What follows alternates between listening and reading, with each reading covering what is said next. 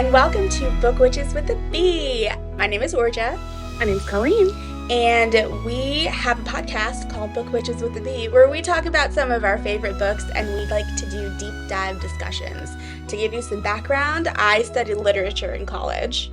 Yeah, I studied sociology with a minor in cinema and literature. And so we're going to bring those lenses in to talk about some of our favorite fantasy books on this podcast. So if you enjoy reading and you enjoy like book club type discussions, join us.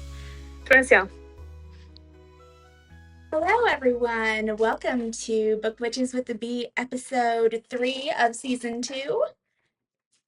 We're going to be talking about chapters 11 through 15 in this episode, and it's a wild ride. I think we've mentioned this previously. This book really just takes off.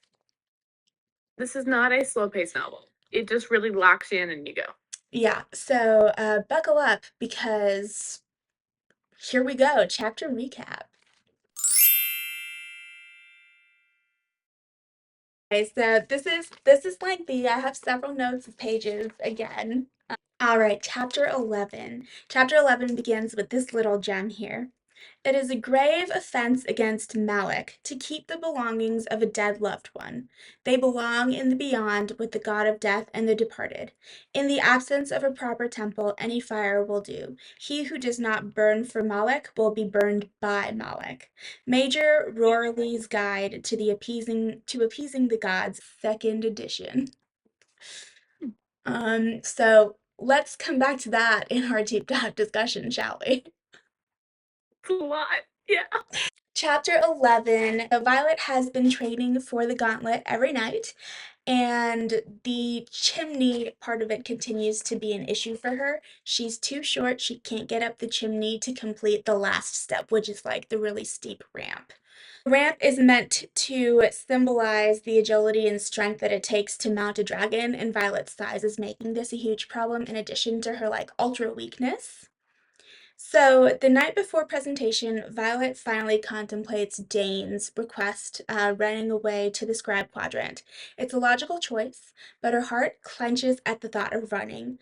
Also, there's no guarantee that General Sorrengail won't find out. If she runs, she'll never have the chance to see if she actually belongs in the Riders quadrant also. So she's like very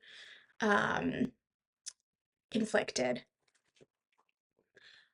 The next day dawns. It's presentation day, and the day that Violet will need to complete the gauntlet. It's the most deadly day thus far in the first year's year.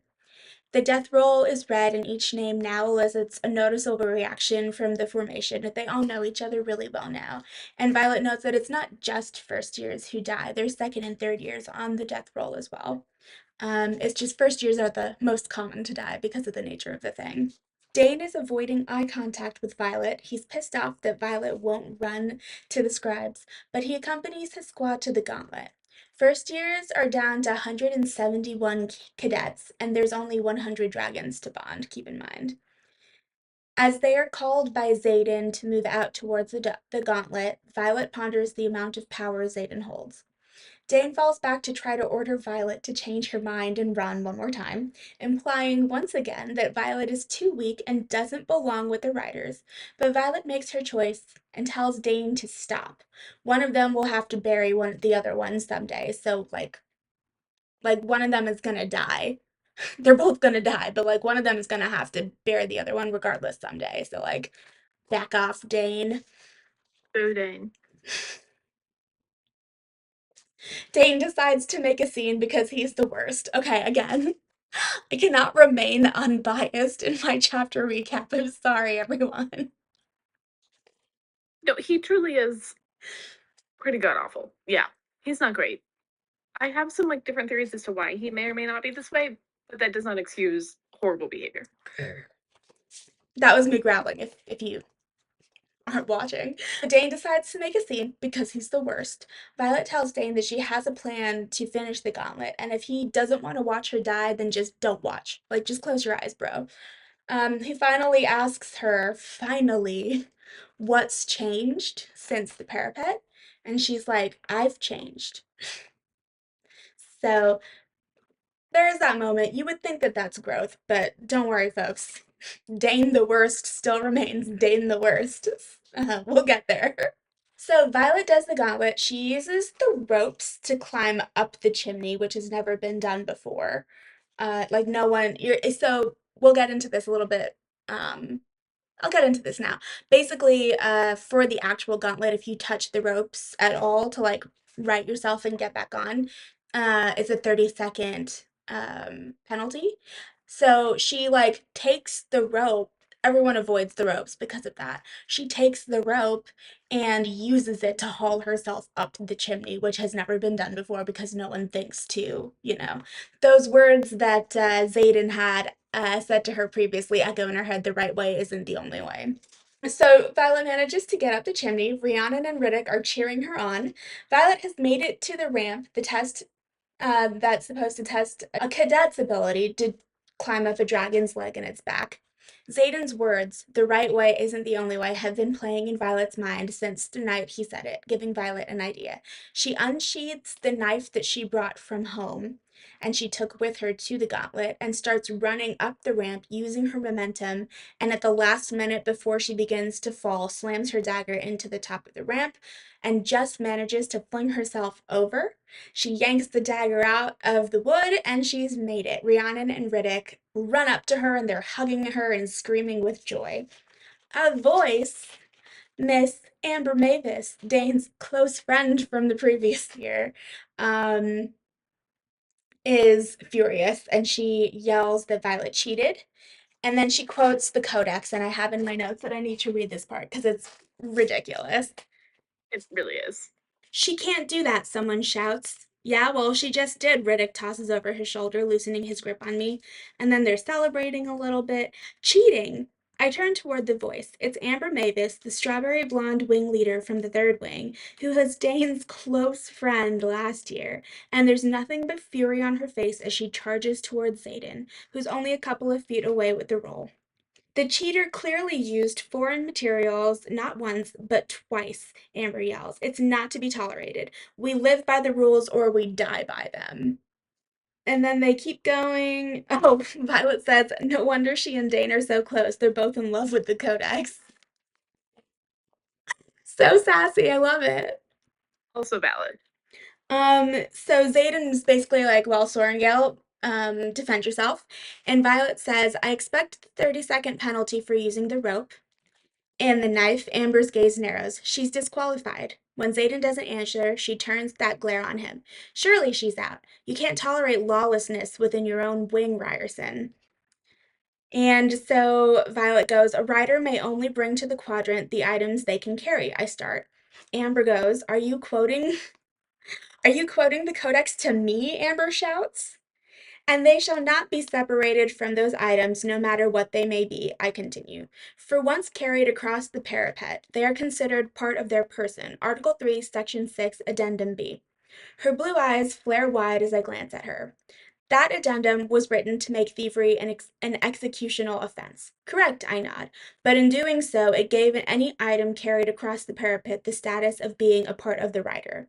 This isn't a challenge blade. It's one I carried across and therefore considered part of myself.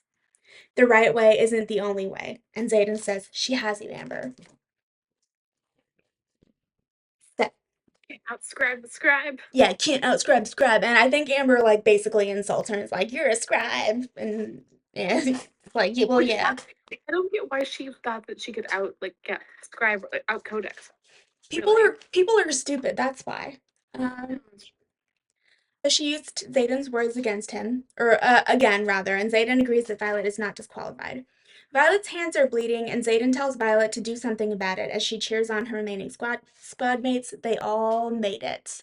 So she is now has to wrap her bloodied hands because they're about to go see some dragons. And they don't like weakness. Bloody hands is a weakness. It's a weakness. All right, so chapter 12. There are 169 cadets left in the first year, and Violet's squad places 11th out of 36. Fun fact, which means that 2 died doing the gauntlet. Thing. I was like, wait, does that mean two of them died Yep. in that process? Yeah. Violet is nervous about walking so close to dragons who are determined to weed out the weak.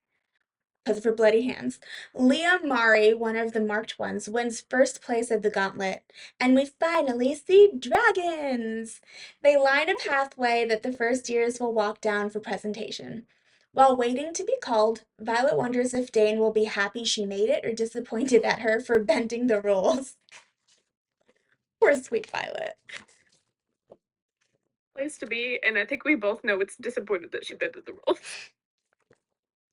Sadly. For sure. For I sure. think Violet also knows that, but is really trying to give him the benefit of the doubt. Yeah, it's fine. I mean, best friend from childhood. It's fine, whatever. Um, so while they're waiting to be called to presentation, right, they hear whooshes of fire, which is the sound of cadets being found lacking and scorched to death. Garrett recommends that the cadets in Violet's squad stay at least 7 feet apart to avoid being caught in a plume of flame meant for someone else. So here's where we really see, like, we've been hearing about the ruthlessness of dragons. We've been hearing cadets use that as an excuse to murder each other. Jack, I'm looking at you. Here's where we see that dragons maybe kind of agree with Jack, which is terrifying.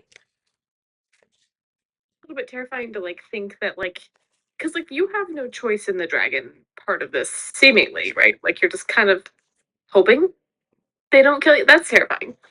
So they're still waiting to be called because they're doing like one squad at a time. Luca, we get introduced to Luca, who's like an annoying, arrogant member of Violet Squad, asks about the presence of a feathertail, one of the rarest, most unknown types of dragons, who is also much smaller than the usual kinds who bond with riders. This is surprising news for everyone. Feathertails don't bond, but apparently a feathertail has come to presentation. Violet's squad begins the walk down the line. They are told to talk to each other, to their nearby squad mates while on the path. It'll give the dragons better insight into the temperament and nature of the cadets. Tynan is being an ass as usual. Very incredibly accurate. Violet notices that Rhiannon is nervous, so she starts talking to distract her and keep the fear at bay for herself as well. Tynan continues being an ass, talking about Mira's body and comparing her to Violet. He's the worst. He's awful. He's the worst. Yeah. Rhiannon is hurt that Violet didn't tell her about the rope and dagger plan, but Violet assures her that she didn't think of it until the day before. She also says she didn't want to hurt Rhiannon's chances. Is it Focusing. because like if I thought she knew about it, it might Yes. like also disqualify her Yes, that is what it is. Thank you. if she was breaking codex or whatever? Yes, Rhiannon's basically like, I don't care. Like, if you need help, ask me for it. And Violet says, okay, if I need help and you can help me, I'll ask you for it. And they have like a bonding moment where it's like, no more secrets. And Violet's like, I mean, I'll tell you anything that you need to know. And Rhiannon's like, and I'll tell you anything that you need to know. And they're like, great. Yeah, BFFs. love it. As they pass the last brown dragon, they see the small feathertail, only a few feet taller than Violet, whereas the others average around 25 feet tall. So, like, huge height difference there. Yeah. It is golden.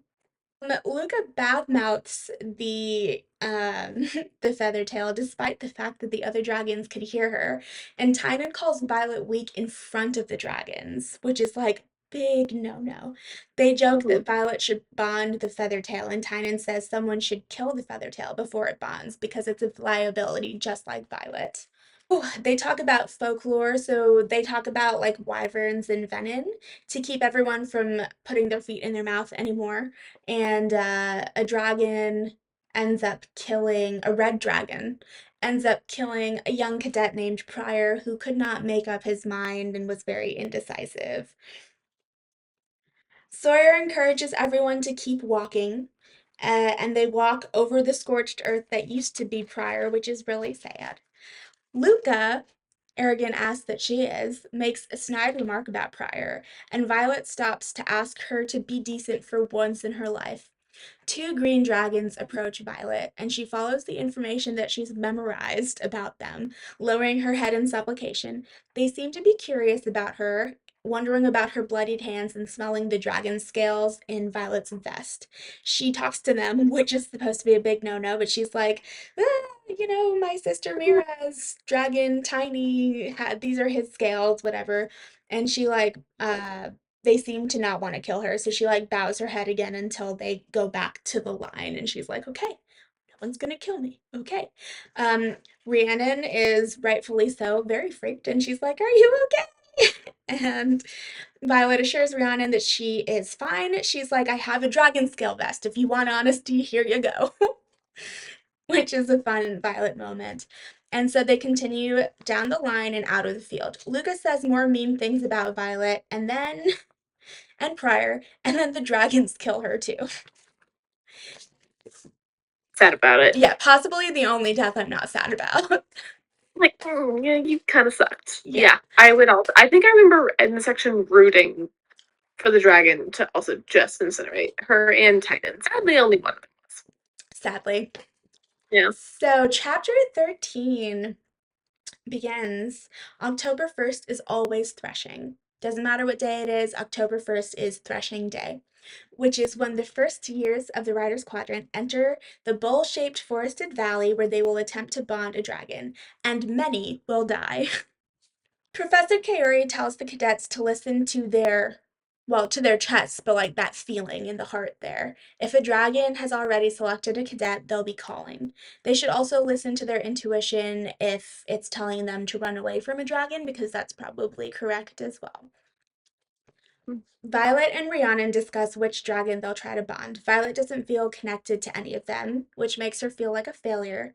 At this point, Mira already felt a connection to Tiny, but Violet supposes that this is better than feeling connected to a dragon that another cadet has their eyes on. Cadets will kill each other for the chance to bond with a dragon. We find out that Violet has only talked to Dane once since presentation, and he tried to get her to run within the first 5 minutes. Rhiannon is validly mad at Dane, as am I, and tells Violet that he has no right to give her any advice since he keeps trying to get her to leave when Violet clearly deserves to be there. Great friendship there, great friendship. Very supportive bestie. We love this. Yeah. We find out that second and third years will be observing the threshing. I don't know if it's like underlined or emphasized here, but we also learn in this chapter or in this section that they will be observing the threshing. They're not allowed to interfere in any way. Jack Barlow makes a threatening gesture towards Violet, and she notices that Orin and Tynan flank Jack. It looks like Tynan doesn't care much about squad loyalty. It's every cadet for themselves today. Professor Kaori says that if a cadet has not bonded by sundown, that's a problem. Unbonded cadets will be brought out by professors or senior leadership, though, so cadets should not give up and feel forgotten. And then it's time. Violet will either leave the forest as a rider or she won't leave at all. Violet and Rhiannon wish each other luck, and Riddick as well, and they are off. They all go their separate ways. A few hours later, Violet has come across several dragons. A few dragons leap into the air with riders on their back and more than a few plumes of smoke, so cadets have died already. She's come across every color of dragon, and none have brought about a sense of belonging that is supposed to happen for a cadet and a potential bond. Violet decides to climb a tree to be able to better view the valley, but still feels no pull towards any of the dragons she sees. And then she sees a flash to the north. It's the Feathertail. Violet climbs back down, and then she overhears voices, and she realizes it's Jack, Tynan, and Orin. They've decided to hunt the Feathertail, and they intend to kill it for the greater good. Violet worries that the golden dragon is in danger. She's not sure how much the Feathertail will be able to defend itself because it's so little, and so little is known about them as well. So Violet decides to try to get to the clearing and warn the Feathertail before Jack's group can find it. As she's sneaking up, she injures her ankle, but she has to continue because she has to warn the Feathertail. The Feathertail is standing alone in the clearing, and she tries to warn it. The Feathertail kind of looks towards Violet and is just observing her instead of fleeing.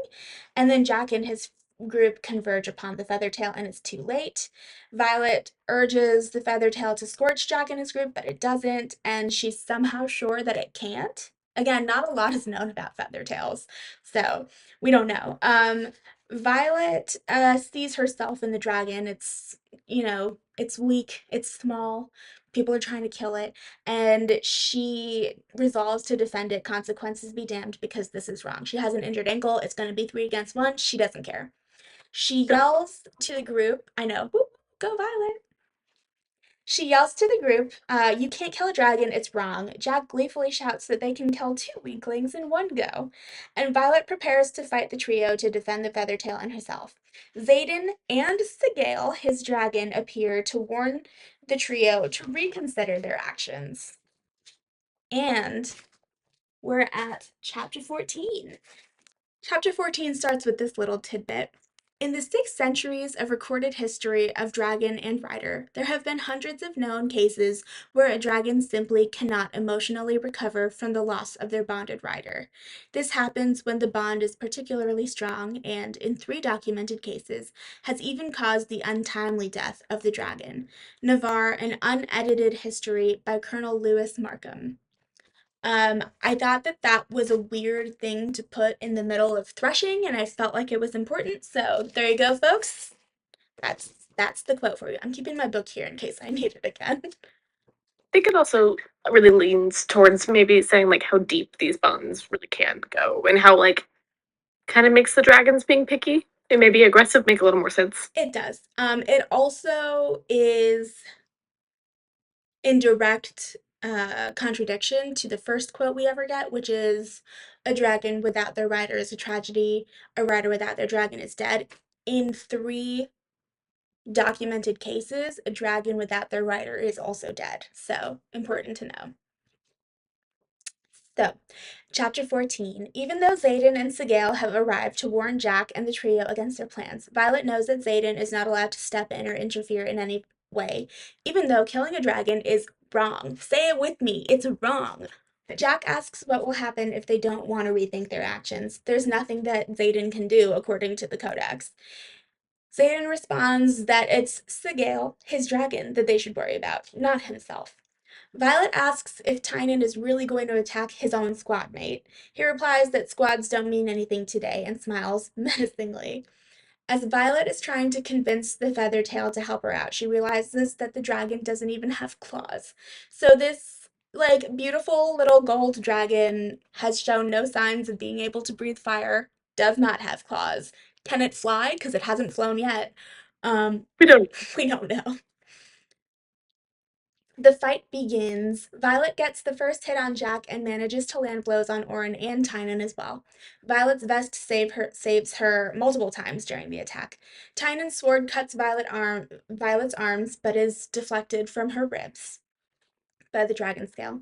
Xaden yells a warning, and the Feathertail snaps at Orin, making him stumble back for long enough for Violet to knock him out. Tynan shouts at Xaden that he can't interfere, to which Xaden says, no, but I can narrate. And then in parentheses, I just say, ah, It's so sassy. Violet is confused about why Xaden is trying to save her, and notices that Sigale is extremely agitated and is looking at Tynan with murder in her eyes. Just as Tynan is about to kill Violet, she catches a movement to her right. It's Xaden, who appears to be about to interfere, rules be damned, when she feels a huge gust of wind and Tynan stops and staggers back, and it's described as like, and he looked up and up and up and up. Violet looks behind to see why Tynan is retreating. It's the black dragon from Kaori's projection, standing with the golden dragon sheltered beneath a wing. Violet doesn't even reach this dragon's ankle. This dragon is massive. Like, Huge. assuming that Violet's like, she's described as tiny, assuming she's 5 feet tall. She doesn't even Yeah, reach his ankle. Whew. big boy. Big boy. The black dragon speaks to Violet, telling her to step aside so he can finish off Tynan. And then the black dragon incinerates Tynan. Good riddance, I say in parentheses. And then he turns to study Violet. He tells her to end the enemy at her feet, which is Orin, who is unconscious. Because Jack ran away. I think I forgot to mention that. Jack straight up runs away. Um, Yeah. Violet notices that the dragon did not open his mouth to speak to her because, oh crap, he's in her head. Violet says she can't kill an unconscious person, even though the dragon points out that Orin wouldn't have hesitated to do the same. She still refuses to do so. She says that's more of a judgment on his person than it is on me. Xaden and Sagail leave, leaving Violet with the golden and black dragons. The black dragon tells Violet to stop bleeding and You're bleeding. Stop it. stop bleeding. And then he notices that her hands. What? Just, it's just so funny. It is It's good. such a very like mythical creature to a human Yeah. thing to Like, say. you're bleeding. Stop. Yeah, just stop doing that now. Like that's something that we can control, Uh, even a little bit. Violet, he then also notices that her hands are wrapped, and he's like, "Do you bleed often?" And she's like, "I try not to." That would be a great place to make a menstruation joke. I know she's stressed, but it would have been really funny. It would have been hilarious. The dragon would have been like, "Stop, stop, no."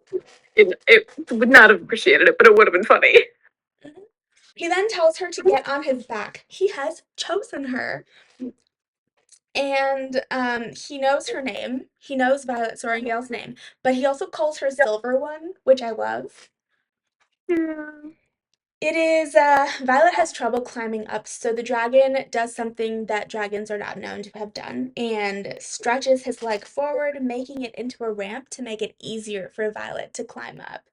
Um, and then the dragon And introduces himself. His name is Ternanok, Tern for short, and off they go.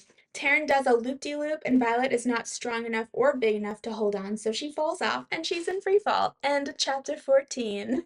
Chapter 15, guys. Taryn catches Violet in his claw, which is again surprising behavior. And he tells her that she's making them look bad and to stop it. stop it. I already love him. He's just like a grumpy old man. Which honestly, if you're gonna have anyone in your head, Grumpy Old Man's not the worst. It's probably the best, honestly, the best option. Violet notices that the golden dragon is still following them as well. Oh yeah, surprise, the golden dragon can fly. It just ignored Violet's pleas for it to fly away. So, I'm doing what I want. as they're flying, Violet remembers that Kaori said that Taryn hadn't even agreed to bond. Taryn throws Violet up into the air. I implore you, please watch along. Oh, fun fact, I figured out that you can actually upload the video to Spotify too. So if you're a Spotify listener, you can actually watch us on Spotify as well. So Taryn, Violet's in his like claws, he like throws her up and then like catches her on his back, which is amazing. Um, Ow. yeah, also ow. So bad. And then he tells her to hold on, or no one's going to believe that he's actually chosen her. Taryn uses magic to hold Violet in place, telling her that she needs to strengthen her muscles. As they're flying, side note, Violet sees another dragon do a similar loop, and the rider just falls to their death. That's the expected behavior. Yeah. If a rider falls from the dragon's back, especially this early on when their bond is brand new, that dragon is not going to save them. So it's very surprising that Taryn saves Violet and is using his magic to hold her on his back too, which is Yeah. very surprising. As they're flying, Violet sees. Oh, as Taryn goes through various flight moves, Violet finally lets herself enjoy it. There's no other feeling like this. And Violet sees the golden dragon in the distance ahead of them as if waiting. Violet asks Taryn why he chose her, and he responds that it's because Violet saved the golden dragon. The dragons show deference to Taryn as they land, parting to make a path, and the Feathertail flies in behind them. Taryn tells Violet that she is the smartest and most cunning of the bunch, and she has strength of courage, which is more important than physical strength. Violet realizes that Taryn is responding to her thoughts because Taryn can read her thoughts because they're bonded. Rough. Rough. They land in the center of the field, and Violet dismounts and is overjoyed to see her fellow first years. She's a rider now! Yay! Violet turns to the Feathertail and tells it that it should probably fly away the next time someone is trying to save it, to which the dragon replies, also in Violet's head, maybe I was saving you. And she has like a sweet, high voice, feminine voice. Violet says, Don't you know that you're only supposed to talk to your rider? You should stop before we get into more trouble. And then she limps across the field towards the formation ahead to give the name of her dragon to the scroll keeper and the awaiting generals, like the riding generals. Violet sees her mother, and she sees Malgrid, who is eyeing Taryn with a calculating look. She sees Kaori studying Taryn intensely, open mouthed. Violet's mother warns the assembled officers and generals not to say Taryn's name before Violet gives it to the roll keeper, because only a rider and the roll keeper know the full names of the bonded pair. Rude. She like doesn't believe that Violet bonded with his dragon. Anger Mhm. simmers. What? The worst, absolute It's worst. really rude. Anger simmers in Violet's veins, and honestly, same is what I wrote here. General Mhm. Sorrengail is too busy studying Taryn to even look down to see if Violet is okay, and Violet is over it. She lifts her chin and defiantly gives Taryn's name to the scroll keeper. There's some fun banter between them, her and Taryn. Um, and then Andarna, the Feathertail, gives her name to Violet as well. That is, I did not write down Andarna's full name. Andarna for short. Violet swivels towards the dragons, asking Andarna to repeat herself. All of the riders are wondering what is happening because it's all going on in Violet's head. And Andarna and then even Taryn insist that Violet give the roll keeper Andarna's name. For the first time in history, two dragons have bonded with one rider, and chaos ensues. That brings us to the end of our chapter recap. We have dragons. We have dragons! That's all I wanted. It's very exciting. All right. I will announce the category and Colleen will announce the winners. Drama queen of the section. This is going to be a running theme, but Danatos. With a special, what is that called? Honorable mention. Honorable mention for Amber, Yeah, which they're the same person. So it's not shocking. it's not. Dane, feel like Dane is always gonna win drama queen. We'll keep it open, just in case someone else manages to beat him out in any of the sections. But Amber was a strong contender as well. Uh-huh. Yeah, She was they in both. this section for 2 pages. She's also a living nightmare. I might dislike her more than I dislike Dane. I'm I gonna be honest. I think I agree. Yeah, I have strong feelings about her. Which we can get into in our deep dive. There we go. Craziest thing to happen. Bonding two dragons, easy. That one's like without even a thought. Yeah, this has 100%. never happened in the history of dragon riders in this world. No, but yeah, no, never happened.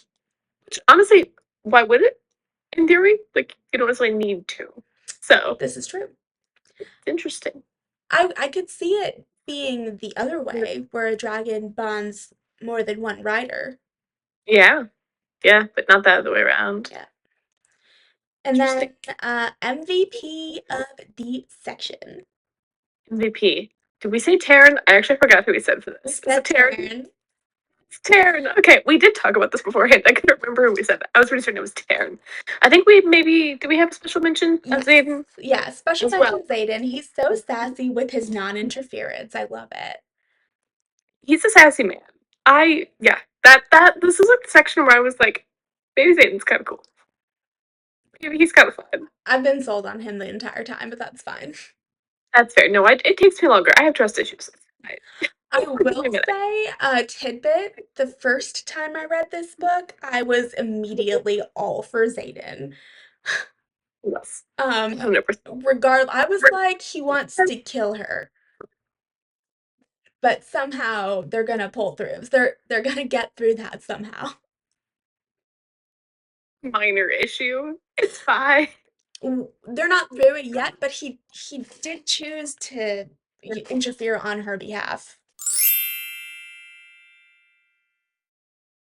And then we have our list of new characters that we've been introduced to. We have Pryor, poor baby Pryor, R.I.P. We have Luca, who honestly deserved to die. Yeah, I had zero remorse. We've got Amber, who sucks. Someone should have just like tipped her off the gauntlet. She Just should have just no, like kept going. No. and then we have Taryn and Andarna. Woo woo! We love them. Is Liam a new character or did we meet him already? We met him already, but we do get We a little told. bit more about him. He apparently likes to, I don't know if it's specifically that he's competitive, but he is first in everything. He's overachiever. Excelling. Well, okay. Yes. Um, Something tells me he's not arrogant about it, though. No, it doesn't seem to be. We Mm-mm. don't hear from him, which makes me think he's definitely not. Yeah, correct. Also, just a tidbit. I know we've met Jack Barlow, but I would like to remind you that Jack Barlow is supposed to be hot. Just See, so you know. I forget that I every don't single know for a time. fact. But I was looking up some like character things, which by the way, if you go on social media, I will be posting some fan art, non-spoilerly fan art of our characters. Um, he's handsome. He's blonde, which is not necessarily my type, but he's attractive. I picture him as like kind of like that bully face like thing that you get in like it's not that. No. That's Just a upsetting. tidbit because it upset me when I realized it. Also, actually, so like new characters, right? But I think that we should mention one other character who meets his demise, Tynan. Thank God. Yeah. He was getting Yeah. on my nerves. So annoying. He's the one that was in her squad, right? Or was Yeah, that Ori? Tynan. Yeah, it it's was Tynan. Tynan. Tynan tried to kill his squad mate.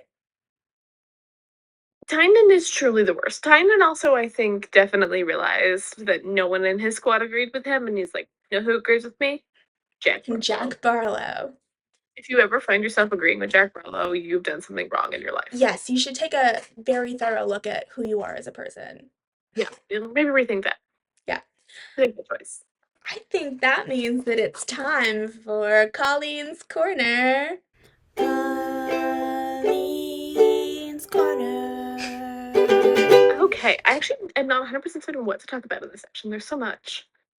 We talk about. We did meet the dragons. Honestly, this might just be me freaking out about dragons because I love them so much, Stupid. and was like, I remember we being so excited. We finally got to the point where we're like, we get like the dragons are on the cover. It's like dragons are on the cover. We talk about dragons. We hear about them. I know in theory. So this is maybe more like a me thing. This is maybe what I'm going to go on to, and I think we talked about this a little bit. I don't think I would be that afraid of the dragons. Like I know everyone's like they're big and scary and can kill me. I don't think I'd be that I afraid. don't think so. I don't think I would be either. I'd be like, it's a dragon. They're gonna love me. Like I would be so stoked. I would be confident that I would somehow win over my dragon.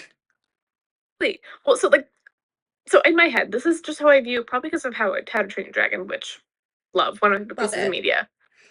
But they based that dragon off of a cat, which I have my cat, so it's very similar. So I think I also just picture dragon behavior as cat behavior. I think dragons are cats. They're reptile cats. They have the same vibe. It's the like grumpy will bite if upset, but like Very it's very loyal. much Very loyal. If you incredibly deserve loyal. it. Yeah, like once you're chosen, you're fine. It just takes a little bit to get there. But like especially when like the green dragons were smelling on Violet, the first thing I think I would have done, which would have probably got me killed, was just like give them a little scritch, like just like right there, and I've been like hi, like because they're just like smelling you. Like I never really thought of that as like a scary moment. Hmm. They were just like very clearly being curious, but everyone else is like they're gonna eat you, and I'm like if they wanted to eat her, they would have done it already. Immediately. Yeah, I'm like they don't hesitate. I was that was like a dumb moment from all of them. I think, which like fair enough. They've been told to be afraid. They've been trained to be afraid. Sigel is terrifying. Sigel might be the only dragon that I would be afraid of. Yes, yes. And Tern, honestly. Maybe since he's so Before, large. when you don't know that he's essentially just a grumpy old man. Fair. If he like landed behind me, I probably would have. not had a great time. Like, I would have wet myself, probably, to be honest, if that Watery happened. bowels, a la Feyre Watery- Archeron. Come on, come on. I kind of agree with Feyre on that part. It's probably the only character trait that I have that's similar to Feyre's, but like that one, feel deeply. So I really get to learn more about the dragons like later, but I think it's so like I think we're finally getting to, like we get to see them. We're starting to see the social structure a little bit of dragons, which is interesting. We learn a little more about that later, and I think comparing that to humans eventually is quite intriguing and how that works. I also just had this thought, which God bless. So Dane is irritating, right? And we learn in this section that humans like basically just freely share their thoughts with the dragons, Yes. right? They share their heads. His dragon has to live with that in their mind Yeah. 24/7. Yeah, and like based on what we know about dragons who literally don't care about what humans think about anything, that has to be annoying. It has to be so annoying. Like, yeah, again, we don't really know. Like, what we've seen is Taryn just being like, stop bleeding. Or like, don't do that. Maybe dragons have a way to like make it stop or something. I don't know. I cannot imagine having Dane like reciting the codex in my head Yeah, that's back at rough. 24/7. That was just a thought and a tidbit. Um, yeah, I can't think of anything else we learned about the dragons just yet. I'm trying really hard. I think it's interesting that they don't give full name Hmm. to anyone, that their name is like protected, which is a very Fae thing. Like, I know we Super are not fair. an Akatar, but you don't tell the Fae your name. Like, they own you from that standpoint. So I think it's interesting that dragons. Also, like, why does the scroll keeper know the names? Is that like a scribe? Do we I know? think so. Yeah, I think the scroll keeper is a scribe. Because I find that interesting. Also, like the fact that if the dragons are so protective of their names, why would they tell other people? That I structure think doesn't it's make to prove to everyone, human and dragon, that they have bonded. fair. Have you seen Doctor Who? Yes. Okay. So we don't know. So, like, this is gonna get into weird lore. But so the doctor is not actually the doctor's name. He has like a Gallifreyan name, which is his alien race. That's a whole other thing. But we never learn, as far as I know, his like I name. don't think so. And like essentially the only time that the doctor would ever, I know this is not a ceremony like a marriage ceremony, but it's a bonding ceremony, would be essentially like to his wife on his wedding day, or his partner essentially on their wedding day is the only reason he would ever tell anyone his name. And that's kind of what I think of Hmm. like when this was like cropping up. I was like, oh, it's like Doctor Who. So I thought that was kind of an intriguing. I love that. That's a really good parallel. I love Doctor Who, so that will probably come up fairly frequently, especially when it's Grumpy Doctor, which is essentially Taryn. Um, Is Grumpy Doctor Peter Cabaldi? Peter Capaldi, and it is Taryn. Capaldi. Like if Peter Capaldi's doctor was a dragon, I think it would be Taryn. And I Fun think Matt fact, Smith's. that's when I stopped watching Doctor Who. That's when most people stopped watching. It It's was okay. You should too definitely much pick it after back up. Matt Smith. I just love Matt. And like David Tennant, best doctor of all time. Whew. Also on my celebrity crush list. Yes. Yes. Oh, Matt Smith was such a wonderful, endearing doctor. And then Peter Capaldi was so grumpy, and I was like, no. his storyline is really interesting. He deals a lot more with the trauma of being the doctor. Mm, Do a Doctor Who podcast. I can talk about this all day. Highly recommend. I love Peter Capaldi. Honestly, I loved Jodie Whittaker. They had a female doctor. mhm. The writing for her episodes were not always great, but there was one particular episode that I sobbed. It was wonderfully written. It was good. It's a Thank you. shame that the writing for her episodes were not great, but in true patriarchy fashion, who's surprised? More on Colleen's Corner? It's mostly just that I really love dragons. I will be getting a dragon tattoo at some point. I adore them dearly. Not specifically Taryn, but it probably will be black, so kind of. Nice. So I yeah, still think that we should get matching dragon tattoos. we can do it when I come see you. Fun fact, folks, this is a Gilmore Girls tattoo. Coffee, coffee, coffee. I love Gilmore Girls. I also identify heavily with Lorelai Gilmore, just as like a character. The family issues and stuff, not so much. Sometimes, but not so much. But like her like persona, like who she is, she's always like making quips and talking fast and whatever, and the coffee thing. So I we were at a payroll day event at work. Appreciation Day where we made pottery. Yes. And then our boss was basically like, you guys can have the rest of the day off for appreciation. And there was a tattoo place across the street. And like three people were like, we're gonna go get tattoos. Just rent, like, we're just gonna go get tattoos. And I was like, I'm gonna do it. And I was like, I actually have a tattoo that I kind of joked about wanting, but if you're getting tattoos, I'll go get one too.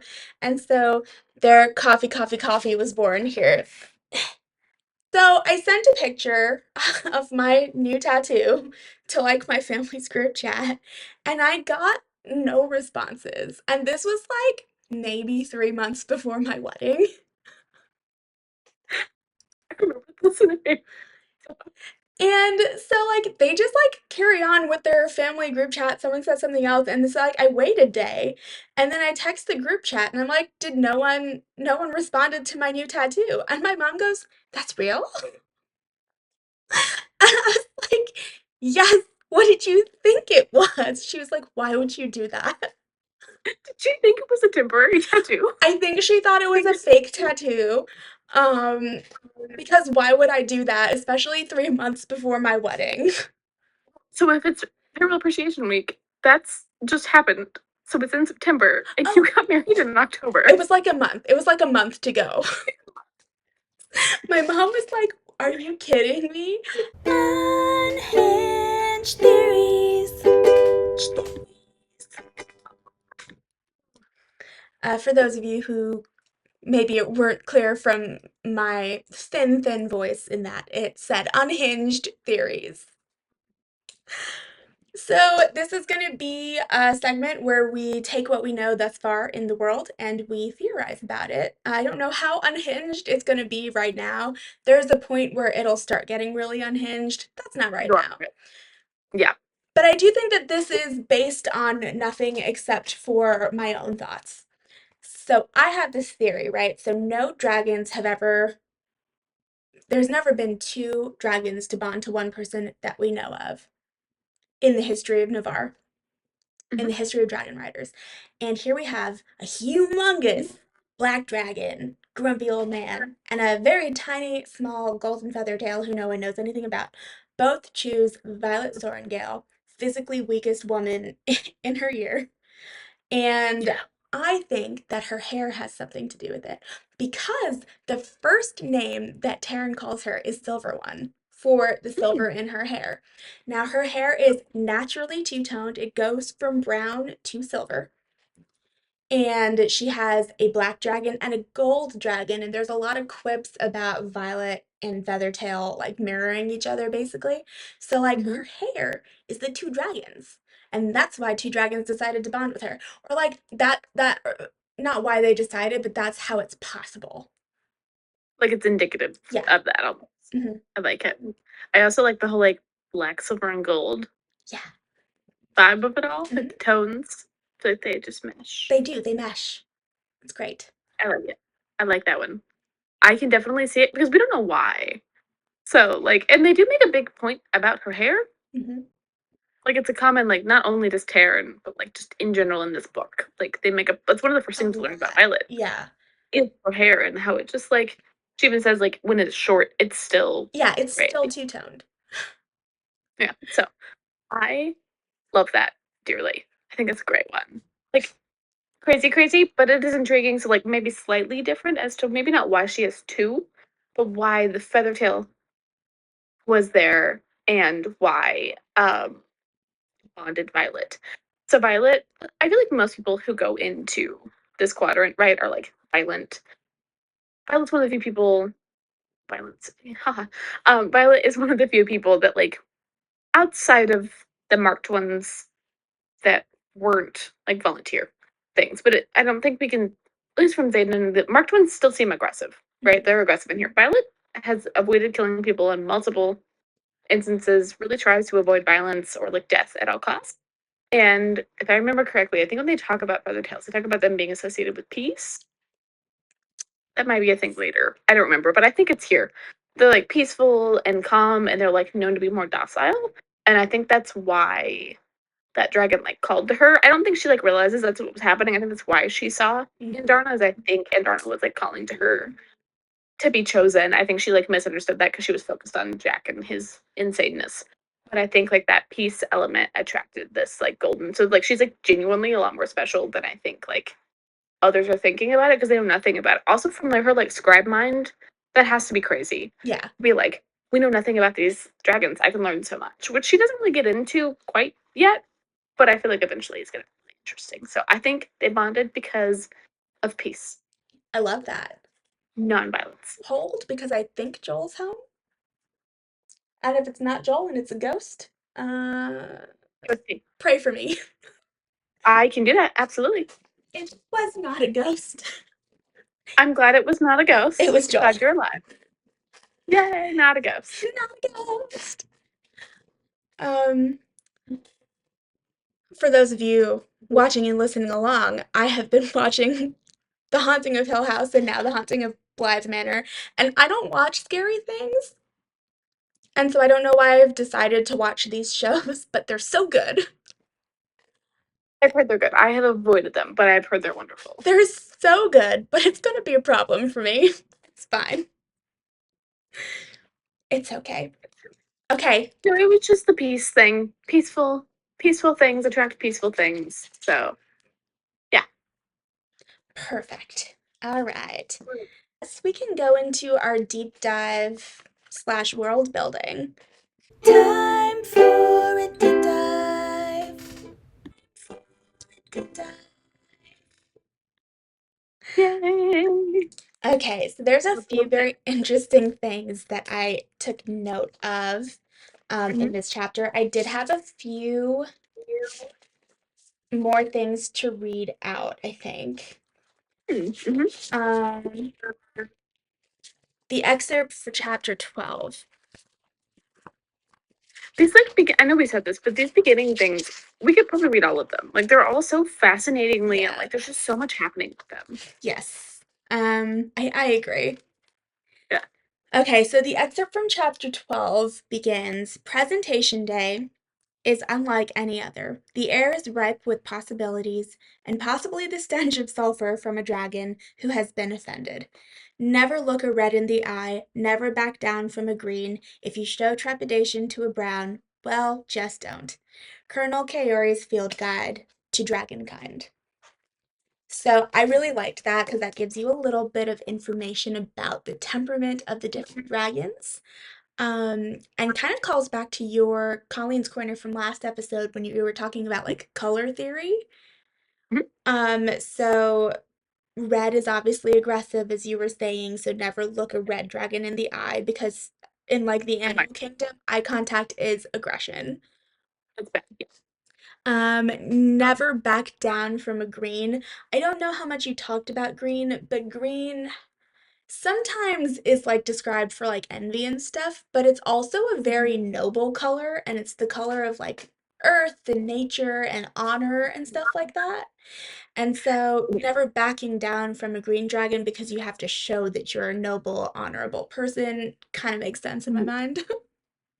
No, it does. I mean, I think it's intriguing in terms of like they seem very like yeah, like down to earth kind, but in a way that it's like well, like what's the one like a black bear? Like Mhm. so a brown bear, you're just dead. But like a black bear, I'm pretty certain you're supposed to like make loud noises, like you Yeah. don't back down from it kind of thing. So Yes. similar in those I realms. love that. And then if you show trepidation to a brown, well, just don't. That has less to do with color theory, but I did want to answer a question that we had in the last episode. Lilith Sorrengail has a brown dragon. I looked it up. It says it in this chapter section. Really, that's interesting because I'm pretty certainly known for intelligence, which Lilith is smart. I don't think. I mean, she married a scribe. She had to be intelligent, but True. yeah. But yeah, no, it's apparently like I don't know if it's intelligence, but if it's like don't show trepidation, then it's like firmness of mind. Like you know, you're very Which would certain in your knowledge and yourself. very Lilith. Very Or Lilith. Violet. Very not Violet, also. Yeah. We don't know what a black dragons don't bond very often, so we don't know what. I was curious about that. Which I guess she just like didn't even like there was really no like anything. Like he just showed up and was like, You're move, mine. stop bleeding. Yeah. Like there was no like ceremony or like deference. He was just like, stop it. Like don't it's probably why nothing was written about them. Because it doesn't seem like there's anything in particular. Like they just find you. Yeah. Like you don't have there's no like interaction. You're just there now. I will say something that I thought was interesting is like, so obviously from this excerpt, dragons are very primal and they have like a pecking order and a hierarchy and a way to approach them and a temperament or whatever. Terran is just not. Like he's like No. very human almost. Not in a He is human way, not in like the rash human behavior way, but he doesn't feel as primal as the others. I would agree with you. There's like a level he almost strikes me as like a really like stoic, like posh British person. You know what I mean? Oh, I just had an unhinged theory. This isn't a theory. This is an unhinged thought. Tarn is a scribe. Tarn is the scribe of the dragons. Oh, 100%. Yeah, no, he's like the nerd, like Yeah. knowledge keeper, grumpy old man. Oh my gosh, what is that guy's name? Oh. Do you know who Jack Whitehall is? Sorry, he is British. The comedian. Yes, I do. His father is Taryn. He's like the grumpy old man that like doesn't want to leave, didn't want to bond, didn't want to deal with it, reads his books all day, Yeah. and then we don't know why, but for some seemingly something to do with the golden dragon because like he put it under his wing. Yeah. Well, feather Seemingly tails something. are very rare and they don't know humans know virtually nothing about them, so they're Yeah, probably some sort of protected. that's what it seems like. Yeah, like there was a protection element. Yeah. Like it definitely seemed like he came for Andarna and was like, "All right, I'll choose that one. Yeah. Fine." Like it seems just like a, "All right, you're mine now. Come on, let's go." Yeah. Kind of thing. But yeah, I agree with you. It's like a grumpy human. And I will now just picture him as specifically that That's man. amazing. I'm so happy I could do that for you. Thank you. Thank you. Appreciate that deeply. I also have here in my notes, we got a little bit of information about the patches that riders wear. Oh, yes. So you get patches for different achievements, I guess, Mhm. and different things. So like Liam gets the gauntlet patch. Yeah. And then you have patches for like rank and achievements and blah blah blah. We do get the tidbit that Zayden doesn't wear any patches. Which I kind of that okay, so this is that point hearing that and just seeing all that's where I was like, that man's attractive. Like he doesn't feel the need to show off. He's like, I know I'm better than you. Yep. No need for me to tell you. It's fine. Yep.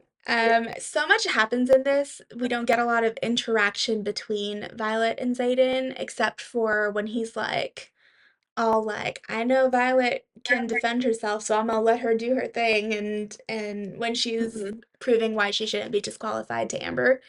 And then coming and being like, hey, you guys sure you want to kill a dragon? You don't need to be worrying about me. You should probably be worrying about what my dragon's gonna do to you. Yeah. I find it. I remember. So speaking of that, which we can, if you have like a pass, but so the dragon killing part of it, I could not understand their logic. They were so worried about killing this dragon that I'm like, you're going to miss your time frame to bond dragon Yeah, completely in an completely. attempt to kill this other one. Like I was like, it logically makes like bond your dragon first and then kill it. Right.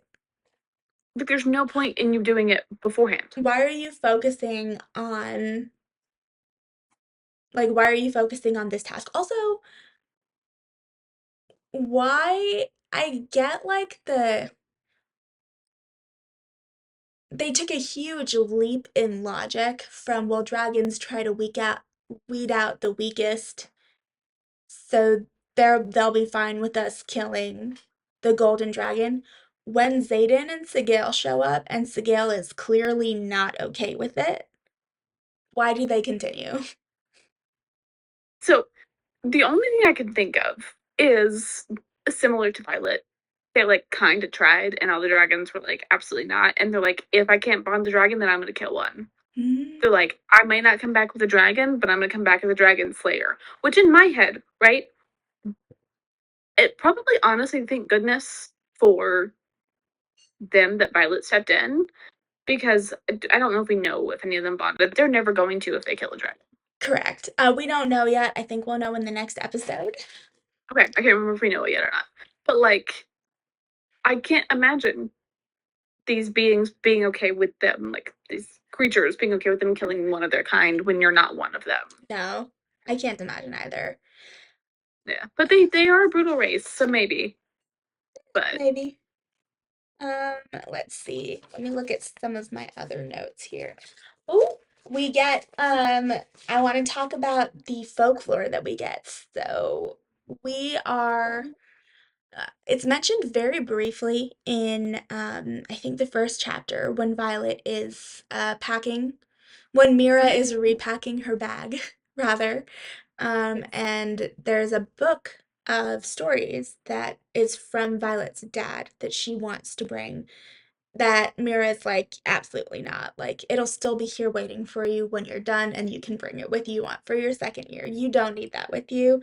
You know the stories by heart. Like, whatever. Gilby. Um, this it's like a it's like a book of fairy tales, I guess, and it's brought up again while they're doing their presentation, and they're trying to stop Luca and Tynan from putting their feet in their mouths. Um, where Violet starts talking about Wyvern and Venom again. So, and Rihanna knows what she's talking about. Luca doesn't know what she's talking about. So I don't know if it's like a regional thing, and Violet only knows because her dad was a scribe and her mom's General Sorrengail, so she has a lot of knowledge that other people don't. Um, but Or Lucas Venom, sorry, go ahead. said, or Luke is just dumb, which I think is also proven. Well, yes. Or Luca's just dumb. But Wyvern are apparently not dragons. They have 2 feet instead of 4 feet. Thoughts on this, but we can So keep it's going. like And I mean, 2 feet and wings is what I picture it as. Um, it's the dragons from Game of Thrones. Dragons in Game of Thrones are wyvern, not dragons. oh, interesting. Their arms are their wings, and they Yeah. have 2 legs. Hmm, So just this is not a me theory. This is a thing I've seen a lot. But technically, uh, they're not. Game of Thrones doesn't have dragons; they have wyverns. good to know. According to this theory. No, according to like actual, Is just it actual mythology? like actual wyvern. So like this is based on like actual mythology and things. Like it's actually like a thing that wyverns. That's how you tell the difference between a wyvern and a dragon. So like in How to Train Your Dragon, it's a dragon because it has 4 legs and wings. But in Game of Thrones, they are technically wyverns. So what I'm getting from this is that dragons are cats and wyverns Yeah. are kangaroos. Yes. Or like flying squirrels. Kind of. I'm like big flying squirrels. Great. That would be terrifying, honestly.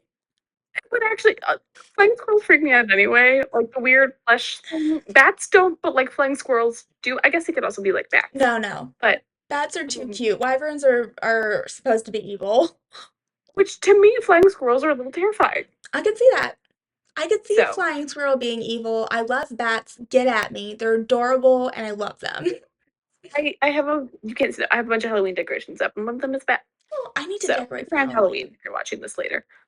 Uh, but you can't tell by the pumpkin beer that Portia is drinking.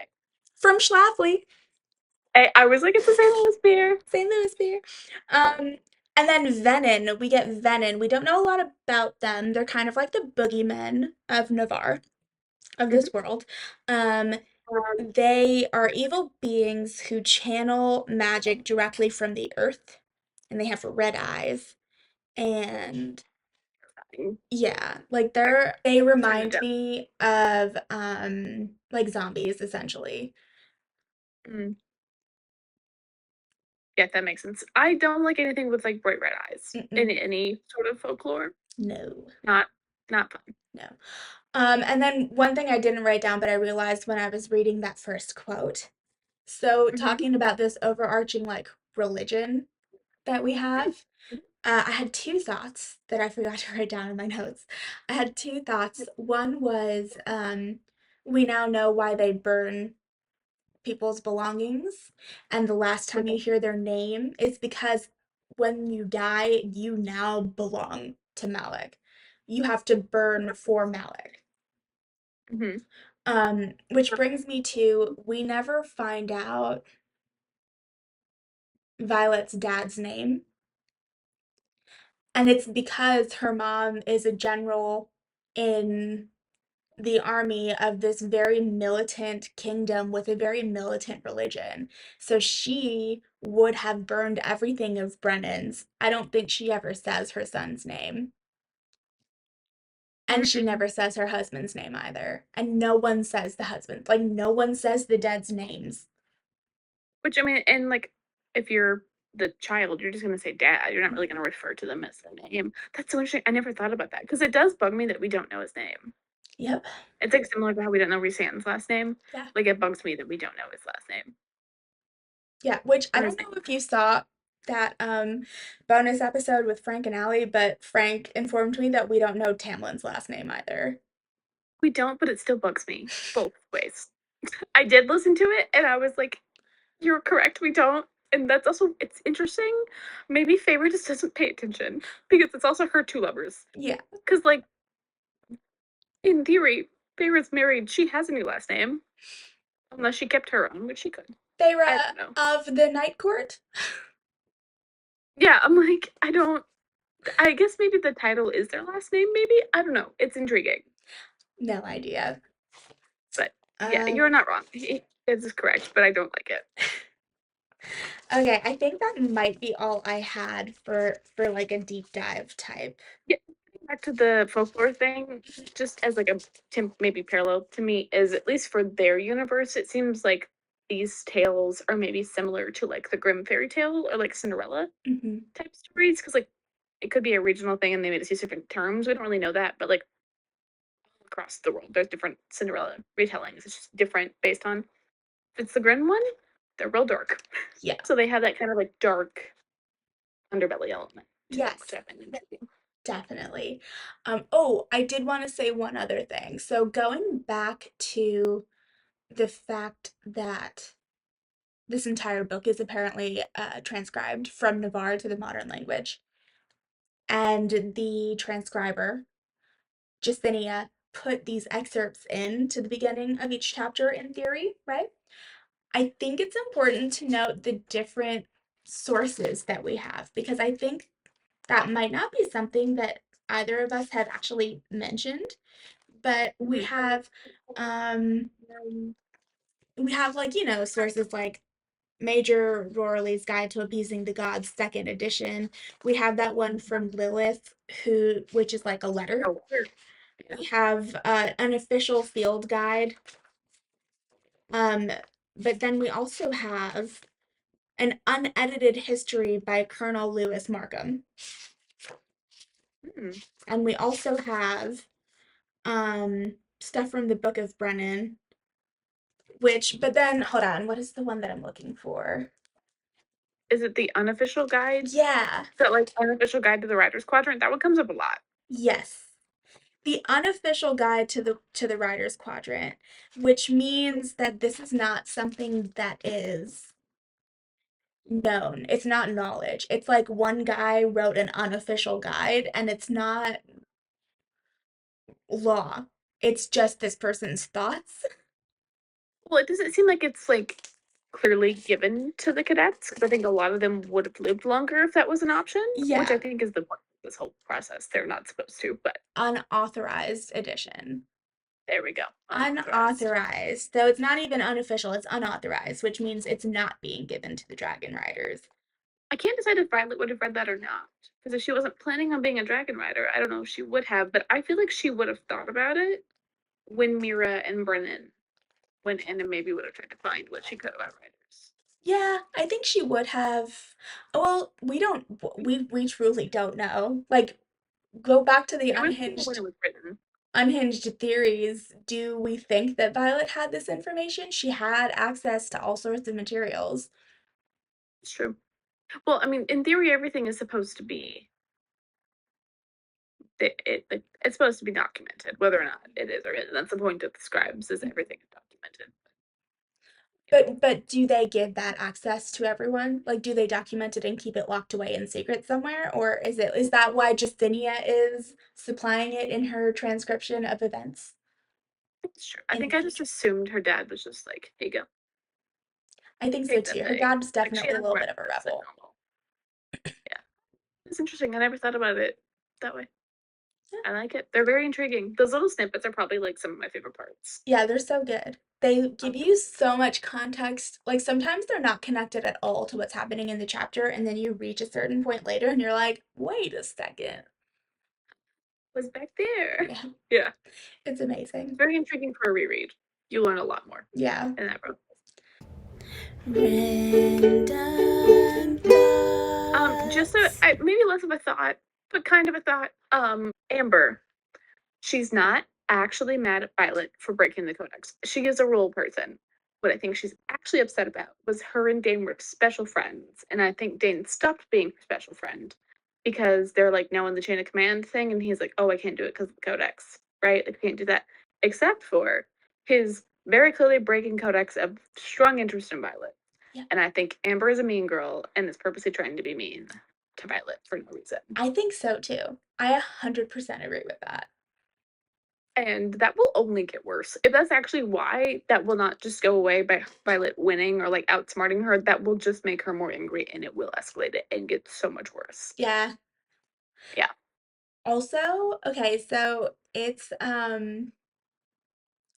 we're gonna get into this in the next episode and I'm really excited. But so Violet just like showing up, I just love how all of her interactions with dragons have been very interesting, right?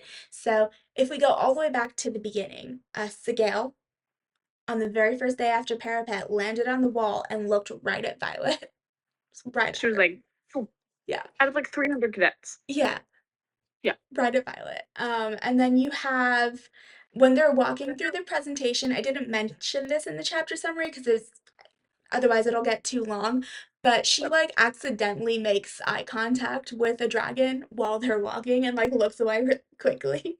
It's a very Violet thing to do. Yeah. Yeah. And then you have the two green dragons that like I just picture How to Train Your Dragon dragons like coming up to her like yeah, they're kind of described. I think it's kind of cute how they're described. They're like snuffling her hands and then they're like snuffling her vest and they're like chortling at her a little bit. Yeah. I think Um they're cute. they're so cute. And then, she sees Andarna and she is like talking at this dragon. Again, you're not really supposed to talk to unbonded dragons. And she's now talked to two green dragons and she's fine. And she's talking to this Feathertail, which she knows nothing about, who turns out to Mhm. be, can't breathe fire, does not have claws. Still has teeth though, and can fly. And she's like yelling at this dragon to like run away, right? Mhm. And then I believe, I feel like Taryn must have bonded with her before Violet realized it. I think so too. Yeah. But then Andarna probably bonded with Violet first, is what I think. I think so too. Yeah, I think she just didn't communicate with her as early. I think Andarna was like, "This will freak her out," and Taryn's like, "I don't care, move, or I will incinerate you." I think so too. Yeah, I'm really hundred looking percent. forward to like that whole dynamic because obviously Andarna and Taryn are friends. Yeah, they seem to know each other. Yeah. And Sigale. Sigale's also friends. Yes, there seems to be some sort of something happening there. Yeah. Yeah, So, but yeah, just Violet has had a lot more contact with unbonded dragons than she should have survived. accurate. Yes, yeah, especially like with her like weakling thing as well. Like it just seems maybe they don't view her as a threat, and that's part of it. I don't know. It's really interesting. I think it calls back to Kaori's whole strength of courage is. It's true. Which is, I'm pretty sure Taryn says the exact same thing. It is. It's why Taryn bonded her. Yeah. Yeah. He looks for intelligence over strength. Mhm. He's definitely one of those guys who's like, I'm strong enough for the both of us. Don't care. You're smart. That's what I wanted. I also want to just point out that one other really hilarious thing is like when Violet's like second guessing herself for the entire flight back to the field. Taryn like very begrudgingly gives her compliments.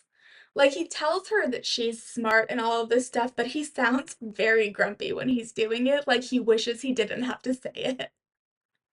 If you listen to the audiobook, the voice actor for the section is so good. It truly sounds like a crotchety, grumpy old man, and it's so funny. Which he could be. We don't know how old Taryn is. I think we do. He's Kaori Oh, tells do we? us he's 100 years old. He's roughly middle-aged.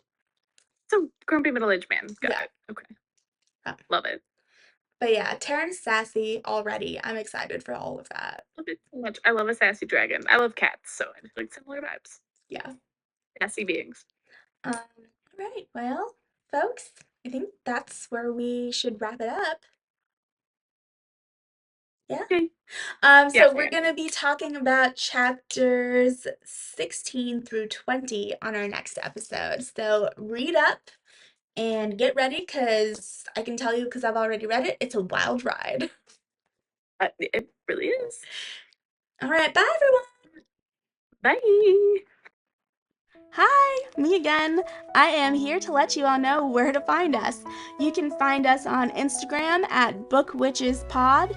You can find us on Spotify at BookWitches with a B.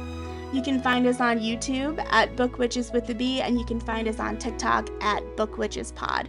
All of this information is also going to be listed below our episode, and it's going to be listed in the ending credits if you're watching along with us in the videos.